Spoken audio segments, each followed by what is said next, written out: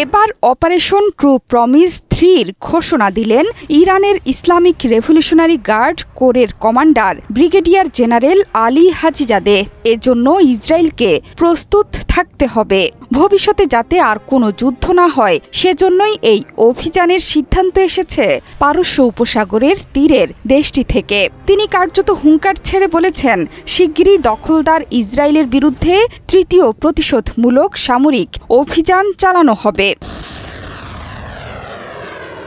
বুধবার এক টেলিভিশন সাক্ষাৎকারে এমন মন্তব্য করেন আইআরজিসির অ্যারোস্পেস ডিভিশনের কমান্ডার হাজিজাদে। তেহরান ভিত্তিক পার্স টুডের এক প্রতিবেদনে বলা হয়েছে, গাজা যুদ্ধের সময় ইরান ইসরায়েলের বিরুদ্ধে ট্রু প্রমিস 1 ও 2 নামের দুটো সামরিক অভিযান চালিয়েছে।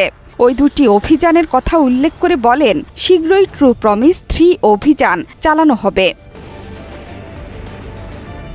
ইরানের বিরুদ্ধে আমেরিকা ও দখলদার ইসরায়েল সম্প্রতি যে হুমকি ধমকি দিয়েছে সেটি প্রত্যাখ্যান করে এই কমান্ডার বলেছেন, সাম্রাজ্যবাদী ও ইহুদিবাদীরা আসলে মনস্তাত্ত্বিক চাপ তৈরি করে ইরানকে প্রতিশোধ গ্রহণ করা থেকে বিরত রাখতে চায়, আর যাতে কোনো যুদ্ধ না হয় সেজন্য যুদ্ধের প্রস্তুতি নিতে হবে।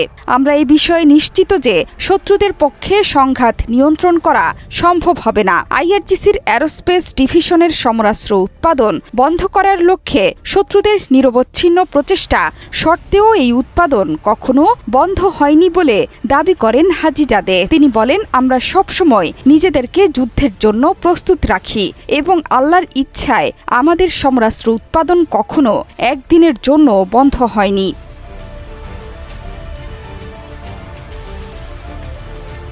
ইরানের এই সেনা কর্মকর্তা এমন সময় এই বক্তব্য দিলেন যখন মার্কিন প্রেসিডেন্ট ডোনাল্ড ট্রাম্প সম্প্রতি ইরানে হামলা চালানোর হুমকি দিয়ে বলেছেন, তিনি ইরানে বোমা হামলা করার চেয়ে দেশটির সঙ্গে একটি চুক্তি করাকে প্রাধান্য দেবেন।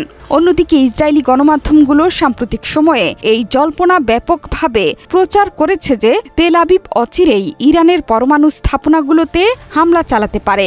যদিও রাজনৈতিক বিশ্লেষকরা বলছেন, ইরানে হামলা চালানোর মতো ভুল পদক্ষেপ মার্কিন যুক্তরাষ্ট্র বা ইসরায়েল কেউই নেবে না।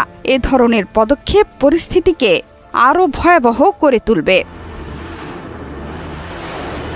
যুক্তরাষ্ট্র ইসরায়েলের হুমকির মুখে নিজেদের সামরিক সক্ষমতা আরও জোরদার করেছে তেহরান। দেশজুড়ে মহড়া চালিয়েছে দেশটি।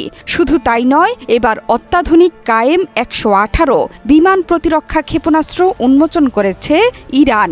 দেশটির অভিজাত বিপ্লবী গার্ডস কোর আইআরজিসির স্থল বাহিনী এটি তৈরি করেছে। বুধবার এক প্রতিবেদনে মেহের নিউজ এজেন্সি জানায়, মহানবী 19 সামরিক মহড়ার দ্বিতীয় পর্যায়ে এই অত্যাধুনিক ব্যবস্থাটি উন্মোচন করা হয়। 25 কিলোমিটার পাল্লার এই বিমান প্রতিরক্ষা ক্ষেপণাস্ত্র রাডার, ইলেকট্রো অপটিক্যাল এবং থার্মাল ট্র্যাকিং দিয়ে সজ্জিত, যা উচ্চ নির্ভুলতা নিশ্চিত করে।